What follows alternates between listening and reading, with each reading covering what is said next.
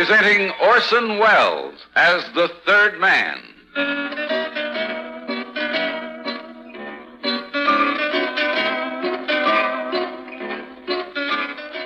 The Lives of Harry Lime. The fabulous stories of the immortal character originally created in the motion picture The Third Man, with zither music by Anton Karas.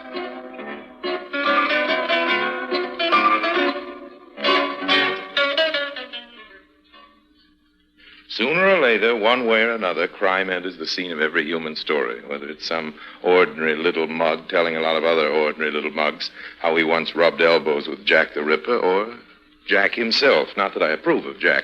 Murder is usually a mistake and always messy. Personally, I never indulge. Come to think of it, the only man I ever killed was myself. It was in Paris a few years ago. It wasn't so much murder as a matter of convenience.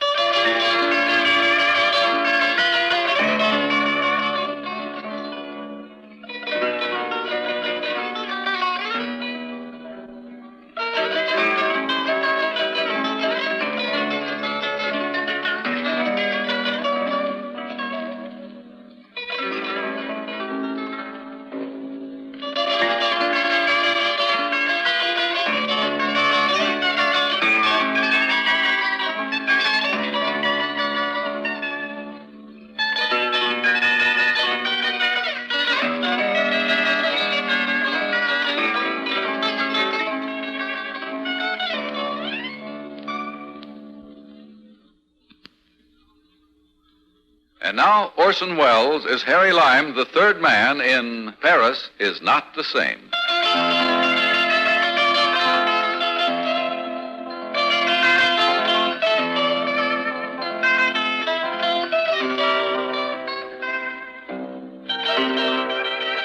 It all started on the Geneva Express. A fat little character with very little charm and no hair to speak of was giggling at one of my jokes. Just another mug, if you see what I mean, and not worth the trouble of another joke. Or so I thought, until he showed me that photograph. It was a woman, and I recognized her. Oh, very well, Monsieur Lime. When I get back to Paris, you must visit us. Us? Me, my wife, Karen. Here, my card. Put it away. Don't lose it. 1149 Rue de Villas. I remember it. Here's what I was looking for. It is a photograph of my wife. Very beautiful, Mr. Duval. My congratulations. Merci. Oh, but this does not do her justice. Her hair is auburn, blue eyes, and, of course, the coloring of her skin is lost. But the photo can't hide her qualities, as you can see. Indeed, I can. Such a face deserves to be painted, not photographed. I've told Karen that many times. I'm sure you But have. she's not interested. Here's your photo. Mr. Duval, mustn't lose it. Merci. When I am out with Karen, I am the envy of every man in Paris. I'm sure of it. They do nothing but stare at us when we enter the room. I see them out of the corner of my eyes. Old man, how long will you be in Switzerland this trip? 3 weeks. It's a long time to be away from her, but there is the business. We have come to the border. It's been very pleasant, Mr. Duval. But, Monsieur Lime, you are not getting out yet. Oh, but I am, old man, But I am. thought you told me you were going to Geneva. Later. I've got some business to attend to here first. I'm sorry. I look forward to more of your stories and your delightful company. Business is business, you know. Ah, yes. Here, let me help you with the bags. Oh, thank you. It's not necessary. You can hold my coat. Thank you. Now, goodbye, Duval, old man. Goodbye. It was a pleasure meeting you. Oh, the pleasure was all mine. Monsieur Lime, don't forget, when in Paris, come to see us. I insist. Oh, I won't forget. I won't be in Paris for quite some time. But believe me, old man, the next time I'm there, your home will be my first port of call. Good evening. You're the station master, aren't you? Yes, monsieur. What may I do for you? I just wondered, when is the next train to Paris? Oh, it's waiting across the border for this one to pull out.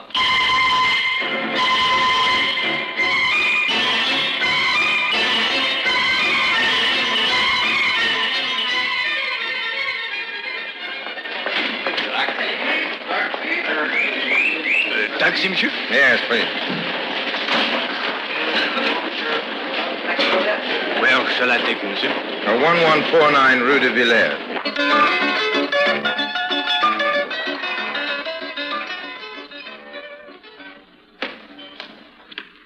Yes, Andre? Gentlemen, to see you, madame. I'm not expecting anyone. Who is he? He did not give a name, only that Monsieur Duval had invited him to call. Tell him that Monsieur Duval will not be back until the 30th. And if he would like to come and...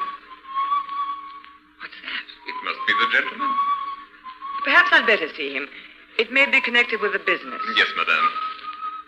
This way, please. Madame Duval, allow me to introduce myself, Harry Lyme. I met your husband on the train last January. He kindly invited me to call when I was in Paris. That will be all, Andre. Monsieur Duval, unfortunately, is out of town. Harry, in heaven's name, where did you come from? No place in particular. You know me, I just pop up. And disappear again. Well, I'd keep moving, old girl. It wasn't very kind of you not to show up for our meeting at the Savoy in London. I waited all evening. A pleasant place, excellent bar, filled with others waiting for someone to walk in the front door and break the stillness of their lives. But to walk out. Never a word of explanation then or ever. I was afraid you were hurt, had been buried in a bomb raid. Oh, Harry, I'd searched all over London for you. I was frantic. Let's keep that in the past tense. Fact is, I'm here. But why? What are you doing in Paris? It's obvious. Came to see you. How did you know I was here? I was on a train. I met your very dull husband. Oh. He giggles, you know. He really does giggle. Karen, he giggles when he's a little drunk. Oh, I know, Harry, but he can't help it. And he talks too much. About you. Oh. He had the vile taste to show me, a stranger, your photograph and boast about his beautiful wife. And I saw the picture. I got right off the train, came back to Paris. Naturally, I couldn't resist. When you walked out like that, I thought you were dead. Oh, I knew you were mixed up with something in London and maybe had to run. But why didn't you let me know? I'd have waited for you. I'd have followed you if I'd only known where to find you. But you didn't. I had to live, and I... You married Duval? Yes. He was in the Savoy bar. He saw how anxious I was and offered to help. Help me to find you, Harry. You married a small skinhead with the giggles, honey. He's been good to me. In his own way, he loves me. He's proud of me, and he'd do... And it all adds up to the fact that you don't love him. You would know. You always know more about women than is good for them. Well, I must say, Karen Olga, it's not very flattering to pick a dud like Duval after knowing me. I didn't care much after you were gone. It could have been anyone who offered a little security. Life was dull. The struggle for a little food to eat, the blackened ruins of London, the weary faces all around. Why should it surprise you that I should marry a dull man when everything around me was dull? As dull as myself. Darling, you were never dull. No, Harry. Please, I've tried so hard to forget you. No, don't make me remember. Oh, Harry, why did you have to come back? Now I have to start living again. Oh, Harry.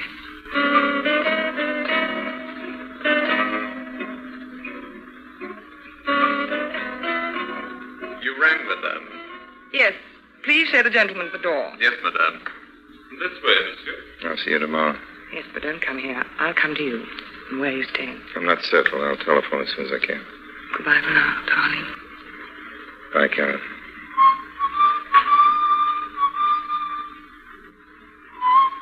Your coat, monsieur. Thank you, Andre. Monsieur Duval would be very disturbed to know that madame greeted monsieur with more affection than a first call demanded. I can imagine his chagrin, Andre. Would it surprise you to know I was about to be appointed an instructor in philosophy when the war came? Nothing surprises me, Andre, old man. I tell you this to show you what war can do to people. I was once an idealist. Now I think nothing of peeping on you and madame. A security precaution, you understand? Oh, yes, very sure. One has to look out for oneself. Andre, you don't deserve an instructorship. I learned that by myself when I was 10 years old.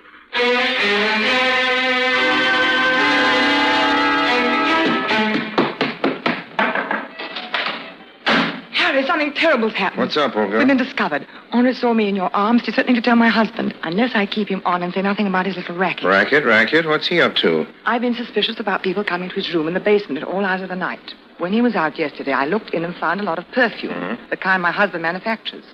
When I asked him about it, he merely laughed. When I gave him notice, he threatened to tell my husband about us. You can handle this. Tell him I'm an old friend who you haven't seen in years. Jealous as he is, after you saw my picture and took the first train to Paris, I had a letter from my husband telling me about meeting you. I'll teach him not to show his wife's pictures to strangers. Oh, you don't care. What am I going to do? You're no good, I know that, but I can't help loving you. And you'll just walk out again when you get ready. Any idea of what kind of racket Andrew's running? No, black market of some kind. Must be very profitable. His bookcases were filled with first editions, and his cupboard with better wine than we can buy. But I don't care about that. What must I do? Nothing for the present. Andrew and I are going to have a discussion. About us, Harry? That may enter into it. But the main topic will be business.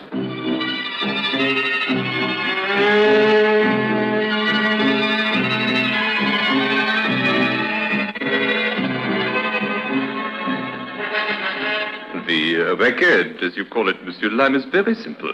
The American soldiers have money and are crazy about the Duval's lure of Eros perfume. They pay anything else for it. Where do you get it? A friend at the factory steals it for me a little at a time. That's a mistake, Andrew. How so? You get caught at the next inventory and you'll be out of business. I'm in fear of that, too, but what can I do? You need organization. This racket is one that has to be worked fast on a large scale while the Americans are still here and before the factories can get into full-scale production.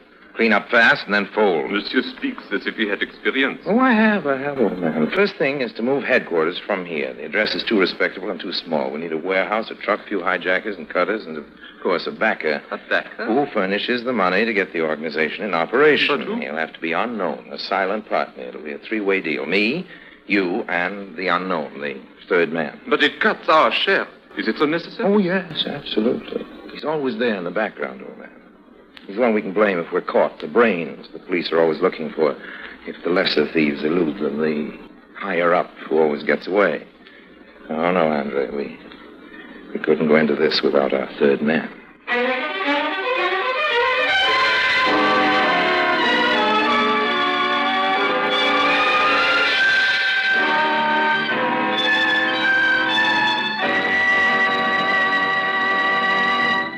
Orson Welles returns in just a moment as the third man.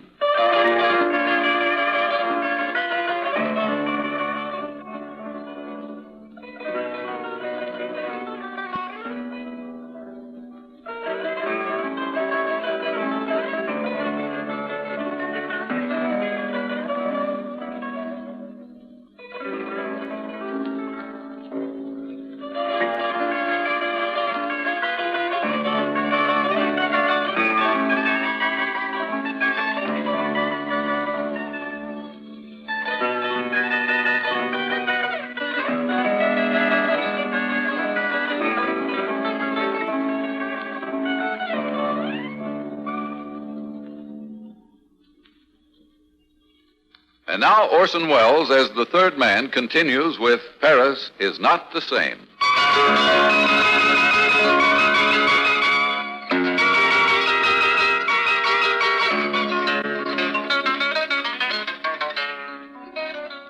Now, follow this operation carefully, Andrea. Here are 4 bottles, 3 empty and 1 full of lure of Eros. I take the hypodermic needle and draw off 3/4 the perfume. So, now I put 1/4 of an ounce in the 3 other bottles. Then we fill all 4 with distilled water. Very skillful, Monsieur Lime. Yes, I was graduated from medical school, almost.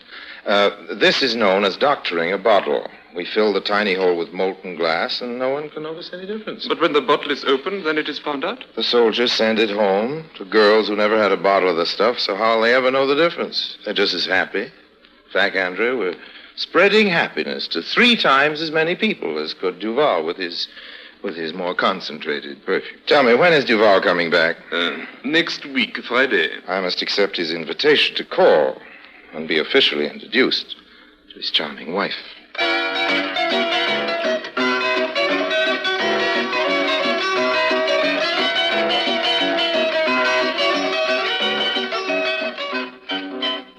Karen, dear, may I present to Monsieur Lime, the gentleman I wrote you about? I'm glad to meet you, Mr. Lime.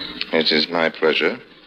I look forward to this introduction. Madame, cocktails are ready in the salon. Come, let us drink to this reunion. Did you have a good trip, Edmund? What? Oh, yes, quite successful. Forgive me, dear. I've had very disturbing news since my arrival. About the business, Edmond? Yes, Monsieur Lime. Here is an ounce bottle of my best perfume, Lieu of Eros. Inspect it carefully. I can see nothing wrong, old man, should I? Under the magnifying glass, you would see that the bottom has a tiny hole that has been plugged with molten glass. The bottle contains 3 parts water. Hundreds of such bottles, no one can say how many, have been bought by the Americans and sent home to their friends and sweethearts. Oh, but of course you've notified the police. They'll soon put a stop to this. I understand the Paris police are the best in the world. Yes, they are investigating, but the damage has been done. How did you get this bottle? One of my private investigators, disguised as an American soldier, picked it up. The man who sold it is being watched in the hope he will lead us to the key man. Edmond, is this a well-organized theft? Oh, the police are sure of it, with a clever brain behind it. Oh, that's what makes them think so. Monsieur Lime, we always have a few thefts. We expect it. But suddenly the thefts at the factory stopped, but 2 of our trucks loaded with perfume were stolen. The cutting of the perfume is expertly done. It would indicate that a gang, organized like those we see in the American movies, Karen, was operating. Edmond, you spoke just now of the damage having been done. What did you mean? Oh, my reputation, the reputation of France as makers of fine perfumes. People in America will think that I am cheapening my product for gain. Our friends who sacrifice themselves to liberate my country. Oh, that's all right, Excuse man. me. Telephone for Monsieur Duval. Thank you, Andre. I will take it in the study. Pardon, please. Harry, you heard him. I feel ashamed. No, don't get sentimental, Karen. All right, I won't. From a selfish standpoint, I don't want him ruined. Andre's responsible in some way. Yeah, maybe. Are you mixed up in it, too? After you talked with Andre, he moved everything out of his room. Well, let's say Andre and I reached an understanding about what he saw. I've got to tell Edmond about Andre. If Andre talks, Duval will throw you out. I'll have to take that chance. Oh, I don't know. Maybe I ought to tell him everything about us and ask him to forgive. That was the police. They've made an important arrest. Important? But who? A man who think is very close to the leader. Has he informed? Not yet. It's a workman in the factory. He wants to see me before he makes a statement. Your car is at the door, Monsieur Duval. I'll see you to the door, Edmond. Please excuse me, Monsieur Lime. It's urgent. Please stay and talk to Karen. Goodbye. Anything wrong, Monsieur Lime? Andre was through. Meet me in my room as soon as you can.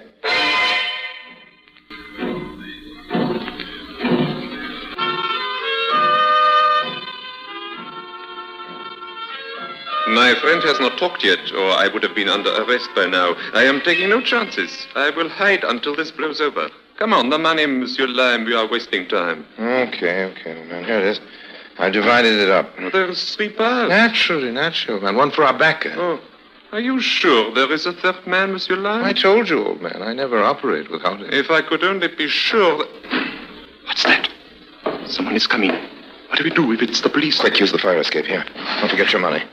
Goodbye. Good luck, Andre. Goodbye, Monsieur Lime. Come in. Oh, Monsieur Duval, what is it? You look ill. I get you some wine. No, thank you. Monsieur Lime, I have just talked with my wife. I don't know what that has to do with... Karen has told me everything. No woman ever tells a man, especially her husband, everything, Monsieur Duval. She has told me enough. I no longer wish to live. I have a gun. At first I was going to kill you, but that would hurt her more than taking my own life. Well, to kill either of us would be perfectly ridiculous, old man. I don't care to die, and you, Monsieur Duval, must live. For France. Monsieur Lime, I would like to make a bargain with you. What bargain exactly? There is reason to believe you may be connected in some way with these spurious perfume sales. Mr. Duval. Andre has disappeared, and until he is found, we have no proof. In exchange for 50,000 francs, I wish you to leave Paris. It's my intention to leave Paris. But you must leave in such a way to destroy Karen's regard for you, in disgrace, and in a way that will make it impossible for you to return. Mm-hmm. And how do you expect to accomplish that? You will sign this letter. It states that you abused my hospitality by stealing from me. In short, that you are the man behind the perfume swindle. She may not believe you even with a letter. I do not intend to show it to her. It will be in my safe and never be used unless I find you in Paris. Then I shall give it to the police. Will you sign? With pleasure, and 50,000 francs, if you don't mind, Monsieur Duval. Thank you. You're a fool, old man. In your position, I'd have used the gun. No woman can go on loving a dead man.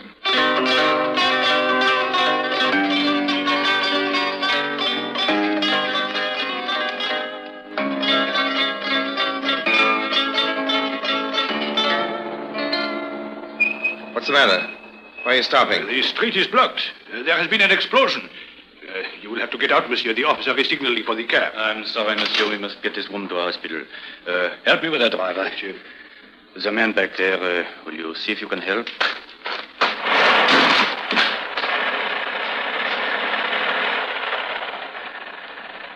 It's no use, officer. This man's dead. His head's completely crushed under that cornice. Must have weighed a ton. Hold the light, please. I'll look for identification papers. Yes, certainly. I've got the light here. Merci. Here's a wallet. Poor devil. Who was he? Monsieur Harry Lim. Lime. Harry Lime.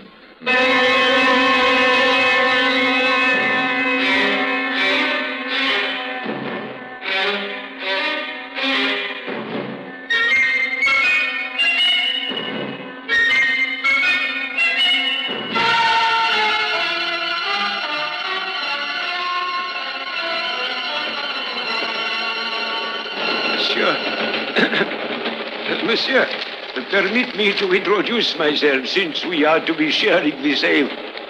Monsieur Life! Monsieur Duval. But I thought you Dead, yes, of course. That's what I wanted you to think, old man. But the man they found, he was identified as Harry Life. Yes, I merely took his identification and left mine. How is your lovely wife, Mr. Duval? Oh, no, Monsieur Lime. I have done you an injustice. Please forgive me. I don't know what you're talking about. You have more than kept your bargain to make Karen forget you. I asked only that you stay away from her. You told me no woman could love a dead man. That is why you did this, Monsieur Lime. You were right. Karen grieved for weeks, but suddenly she changed and is quite devoted to me. We are most happy. I owe it to you. Oh, not at all, not at all. It's convenient to disappear, especially after I signed that letter. Oh, I know you. You do not want to admit your generous act. I admit I thought you were entirely bad. But on second thought, I knew differently. What made you change your mind? Karen, she is so wonderful, so good. I knew that if she had once cared for you, you could not be worthless. That only goes to show, my friend, that you know nothing whatever about women. And by the way, whatever happened to Andre? Oh, he repented his thefts and returned much of the money to me. Where is he now? He is instructor at the university. Philosophy? Yes, he has a course in moral ethics. They say it is the most popular in the university.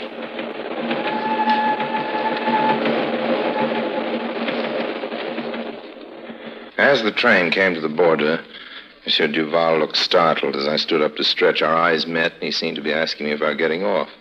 A look of relief came to him as he saw that I was getting the cigarettes out of my coat on the rack. He settled back and smiled as the train sped on toward Geneva. There was something missing about him. I couldn't quite make it out. Suddenly, as I finished a story and he roared with laughter, I realized that Monsieur Duval had lost his silly giggle.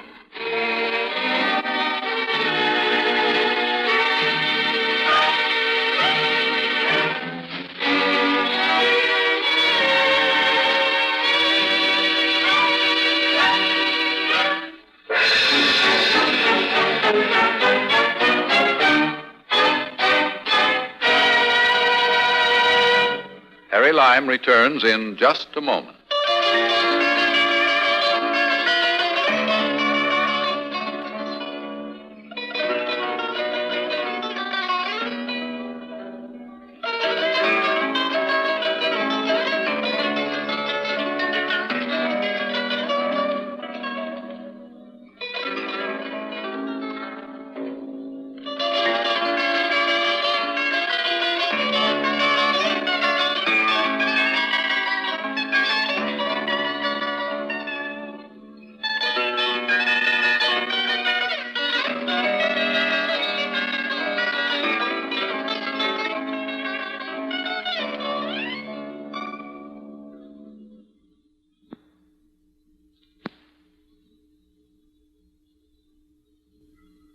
now, Harry Lime.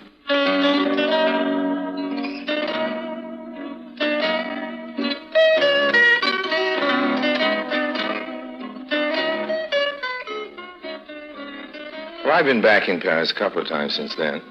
There was a little matter of a Maharaja. He left town with a couple of rubies missing from his turban. There was a salesman of phony oil wells who's still sitting around the Ritz, wishing he hadn't tried to sell anything to a certain tall gentleman with a black hat who likes zither music. And there were some blondes and at least 3 redheads. That's why all the hanky-panky and the sidearm snookery with the oil wells and the Maharaja's jewels, those redheads were expensive. Don't let anybody try to tell you that Paris isn't the same. It is. Only more so. And remember, friends, be very careful at all times. Wear your snowshoes in the winter, and if you ever feel like killing yourself, be sure it's a couple of other guys.